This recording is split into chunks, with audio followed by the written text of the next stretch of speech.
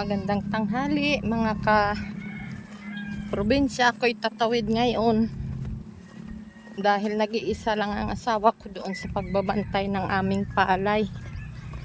At kailangan na kailangan talaga ng bantayan, gawa nga ng sobrang daming maya. Hindi kaya ng bantayan lang ng isang tao doon, kundi kailangan dalawa kami dahil palipat-lipat ang maya. Nandito ako ulit ngayon mga kaprobinsya. Hinihiling ko po sa inyo na mag-subscribe, like, and comment sa aking YouTube channel at paki-on ng notification bell para lagi kayo update sa aking mga bagong upload. So, nandito ako ngayon. Ayan. Sabi ko kanina sa mister ko ay siya muna ang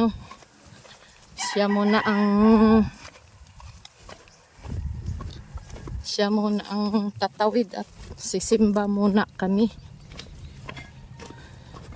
At sabi ko ay susunod na lang ako pagkadating ko sa bahay sa tanghali. Susunod na lang ako doon sa kanya.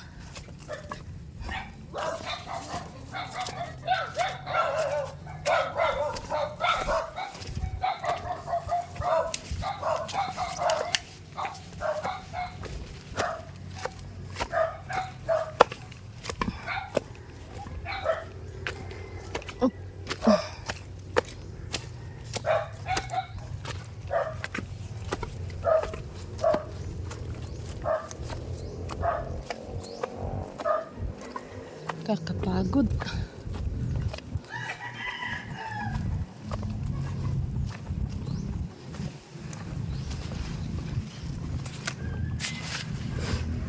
Dito ay nakailang beses na tayo dito magpadaan-daan dahil ito ang pinaka-shortcut na daan.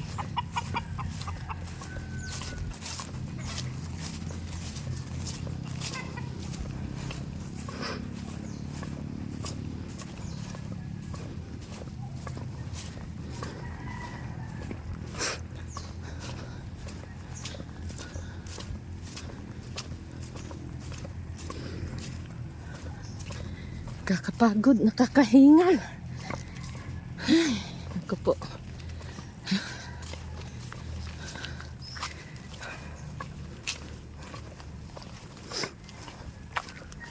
Grabe kasi ngayon ang maya ng aming palay. Pag hindi namin babantayan, wala kaming maaani. Mauubos lahat ng maya ang aming palay. Kasi yung aming karatig, yung kalapit namin, 3 basig na malalaki, pati yung nakasanla sa amin, totally ubos na talaga.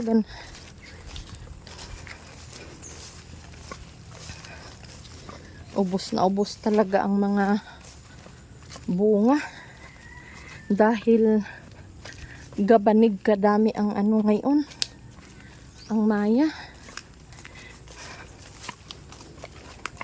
Sobrang kapal nila pag dumapo sila sa palay ay talagang ubos ang dadapuan nila nga palay. Kaya kami ay kanya-kanyang diskarte din sa aming pagtutubigan na kung paano namin ito hanggat sa hindi namin ito maani, permanente ang aming pagbabantay dito. Yan. Ayun, puro kutik, puro mga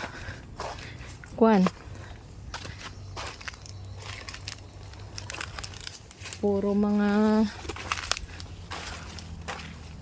nakabuyang-yang ang mga pamugaw namin. Tapos ganito pa, paulan-ulan pa.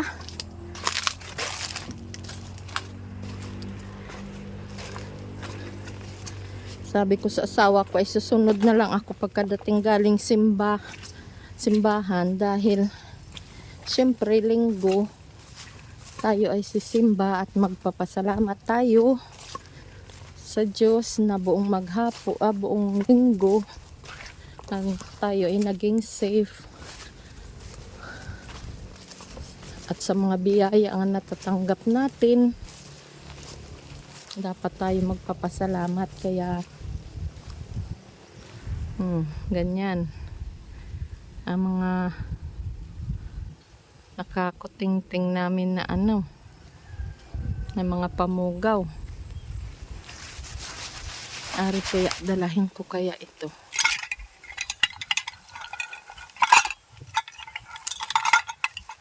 Dalahin ko ito doon. Ay, sayang yan. Pag hindi namin tiyagaan yan nga nabugawan.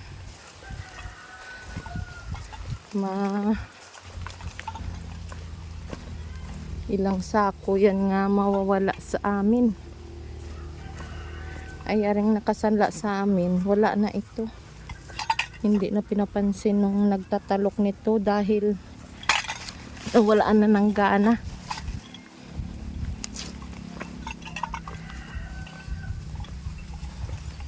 Hari. Yan. Wala na.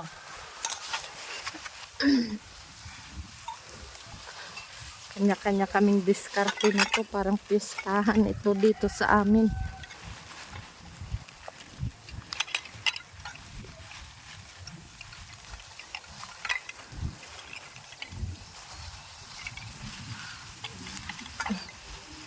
Suksok ko lang ito dito.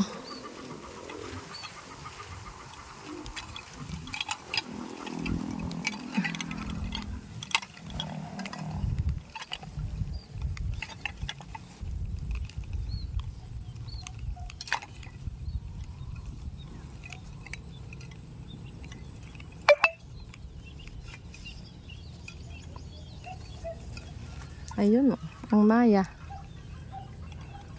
Yun. Ayan. Gabanig.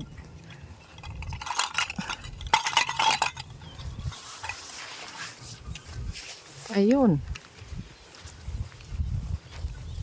Sa poste, sa kuryente ng poste na kahapon.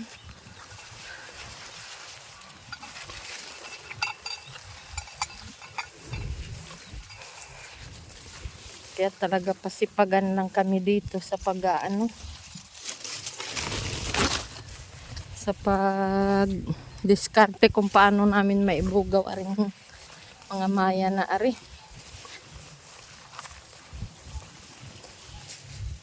Hanggat hindi namin ito maaani, hindi kami pwede tumigil dito, hindi kami pwede magtigil sa aming pagbabantay.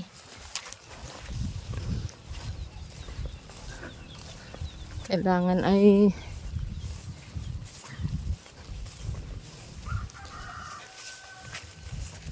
pinakatagal nang naman ito. Ang pagbabantay namin ay 1 buwan. At pagka 1 buwan, hinog na ito, maaani na.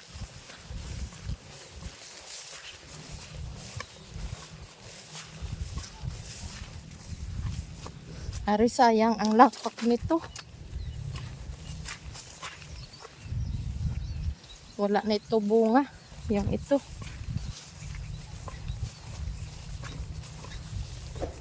Ubos na ang bunga nito.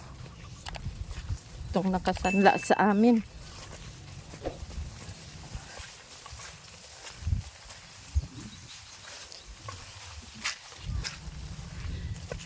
Mahal ang bigas ngayon. Pagpapabayaan namin ito.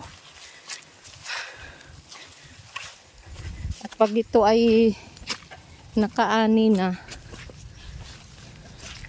by June na kami or July kami makakatalok.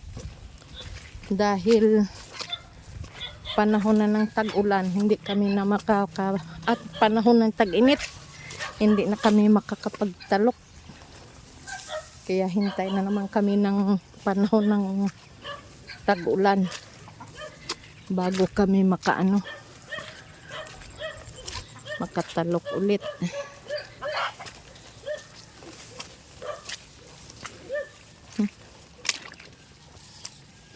Ditong asa. Ay.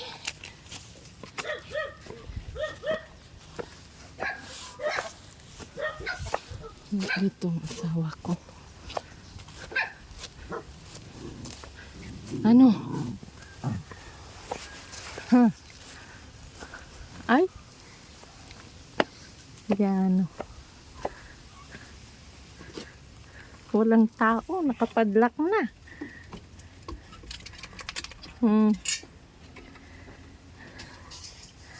Ay, nag-uwi na siguro ang asawa ko.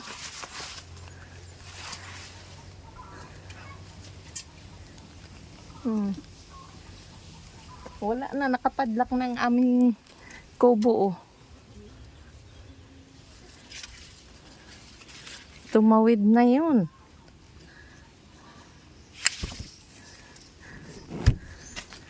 Ay. Ay. Dagnas pawis, oh. Dagnas pawis ang paglalakad. Wala na pala dito. Iniwanan na. Paulan-ulan kasi. Yan ang aming tubigan. Yun. Puro nakabitin. Kung ano-ano na lang.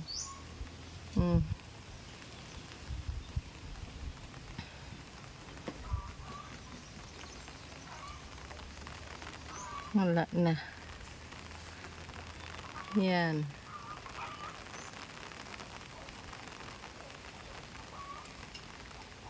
Ay.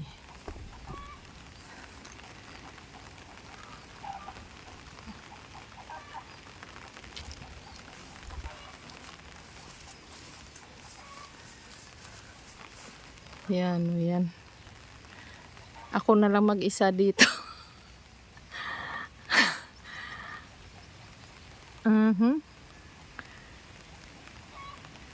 Paulan-ulan pa naman. Ako'y tatawid na lang. Yan.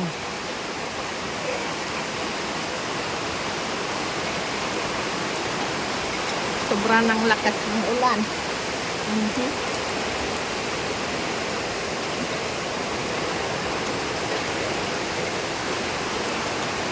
Oh. Grabe, oh. Lakas ng ulan. Inabot na ako ng ulan dito. Hindi naman ako makapasok gawa nung ano. May padlock ng aming kubo. Ang mister ko pala ay nagtawid na. Doon siya dumaan sa ano.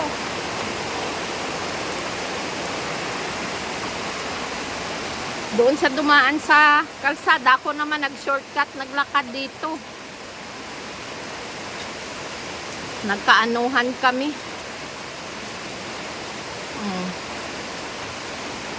Nandito ang kawawang iniwan.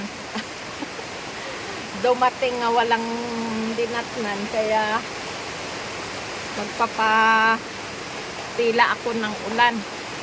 At tatawid na rin ako, o di kaya susunduin ako ng asawa ko mamaya.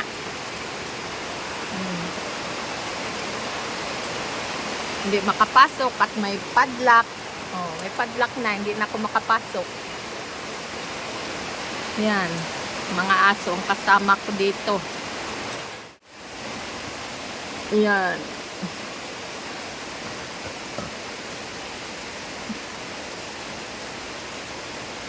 Sobra naman ang ulan dito. Wala nang kasawa-sawa. Ang pinakatagal ng medyo mainit ay 2 araw lang. Pagka ano, ulan na naman ng banat na naman ng ulan. Uulan ng malakas.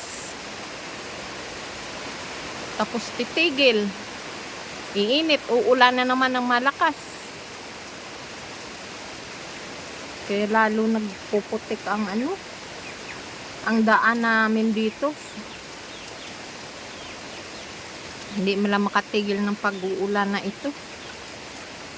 Sa bagay, biyaya ito ng Diyos. Kaya lang ay ganito nga. Kailangan namin ng init. Para ang aming tubigan ay tumigas-tigas man lang ang lupa. Ay sobrang tubig. Pag mag-anihan ay sobrang putik. Yan.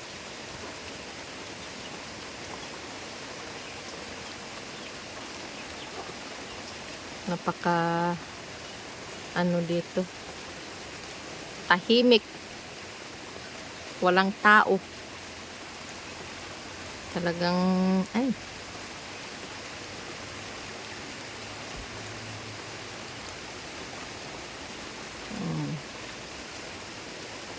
yan, tumigil-tigil na kaunti ang ulan.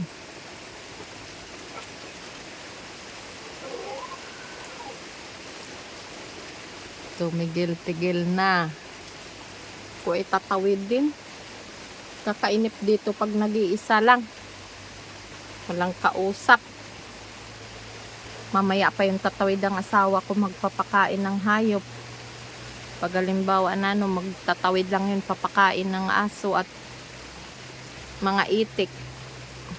Wala naman ng pag ganitong ulan ay hindi din makabantay sa tubigan, gawa nga ng ulang-ulan. Sige mga kaprobinsya, hanggang dito na lang ang aking video. Maraming salamat sa inyo, sa mga walang sawang nanonood ng aking video at nagsusubaybay. Naway na sa mabuting kalagayan kayo at sa malusog na pangangatawan. God bless sa inyong lahat. Mag-ingat po kayo lahat. Bye-bye.